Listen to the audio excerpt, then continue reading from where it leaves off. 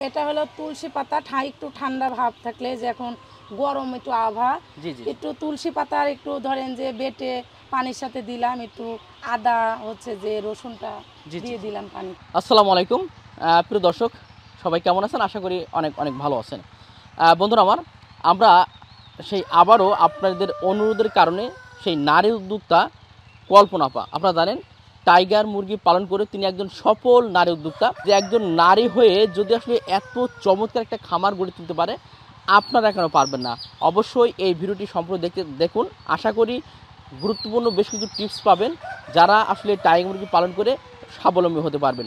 বন্ধুরা আমার, আমরা অবস্থান করছি রাজশাহী আমাদের নারী উদ্যোক্তা কল্পনা আপার টাইগার মুরগি খামারে। চলুন খামারে প্রবেশ করব এবং কথা বলবো সেই নারী উদ্যোক্তা কল্পনা আপার সঙ্গে। আপা কেমন আছেন?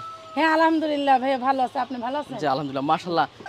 কি করছেন কি? হচ্ছে যে প্রাথমিকভাবে আমি এই যে মুরগিটা লালন পালন করি, জি জি, যে আমরা চাইবো যে আমরা কিভাবে একটু লাভজনক হতে পারবো, পাশাপাশি কি খাবার খাওয়ালে মুরগিটা ভালো থাকবি, ডিমটা বেশি পারবি, আর ঘাসে ধরেন যে প্রচুর পরিমাণ ভিটামিন আছে, মানে কম খরচ, মানে খাবার খরচটা কমে কিভাবে লাভ করা যায়, জি জি, সেটাই আপনার টেকনিক।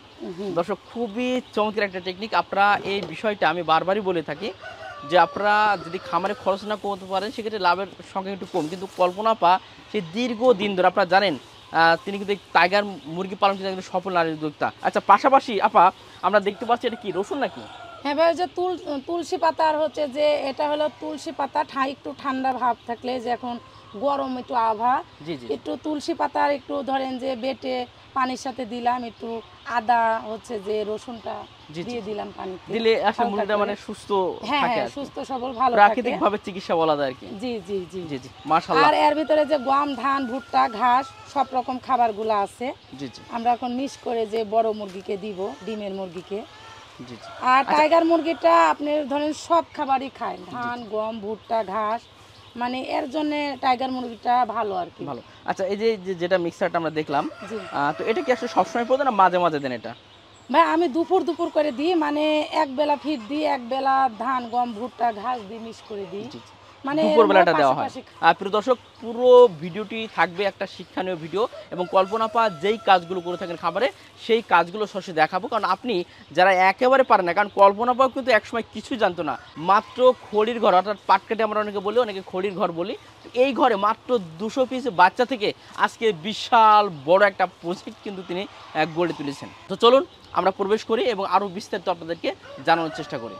প্রিয় দর্শক, অলরেডি মুরগির খাবার দেওয়া হচ্ছে, দেখতে পাচ্ছেন। আমার আপা আসলে যে মিক্সারগুলো এই মুহূর্তে করলো সেগুলো কিন্তু আসলে মুরগির খাবার দিচ্ছে। দেখুন মাশাআল্লাহ, অনেকটা মোটামুটি ভাগ ভাগ আছে। আমরা এক পর্যায় করবো, আপনাদের দেখাবো। এখানে ছোট বাচ্চা আছে, আরও ছোট আছে, একটু বড় সাইজের আছে, সেগুলো দেখার চেষ্টা করবো।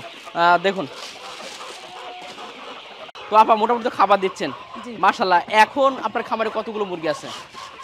আমার হচ্ছে যে এই খামারে খালি অর্ডারি মুরগি থাকে, আর এক খামারে প্যারেন্টস।